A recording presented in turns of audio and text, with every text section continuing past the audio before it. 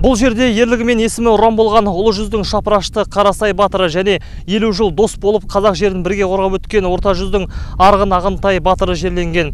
Бірер минуттардан соң мұнда ат тревел клубының өкілдері келіп тоқтайды. Экспедиция мүшелері батыр бабаларымыздың рухына құран бағыштап сапарларын ары қарай жалғастырмақ.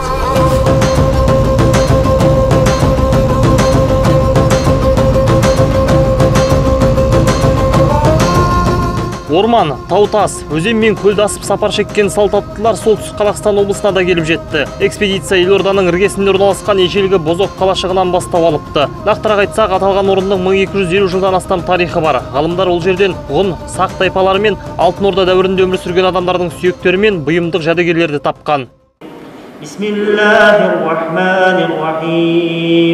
والتين والزيتون وطور سنين وهذا البلد الأمين لقد خلقنا الإنسان في أحسن تقويم ثم رددناه أسفل سافلين.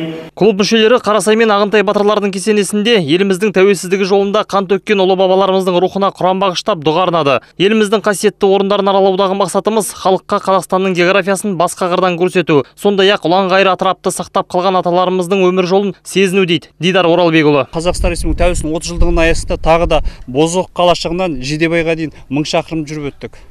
Өте жол ауыр болды, су болмаған жерлерде болды, тіпті батпақты өңірлер, бізге беймәлім өңірлер болды. Шында да бұршаққа да жаңбырға да қалдық. Дегенмен біз өзіміздің алғы мақсатты өзіміз далалық мына рухымызды кешегі ата-бабаларымыздың қалай батыр болғанын сезіндік.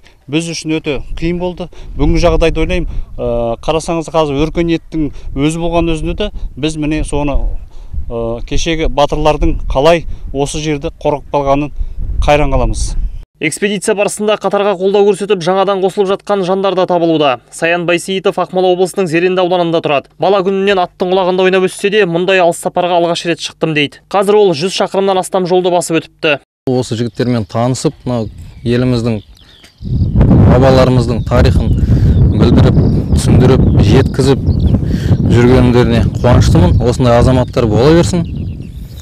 Біз де шамамыз келгенше қолдаймыз, енді көмегімізді жасаймыз. Мынау бірінші көмегіміз енді осы жігіттерге серік болып, қатарлас, үзеңгілес болып келгеніміз.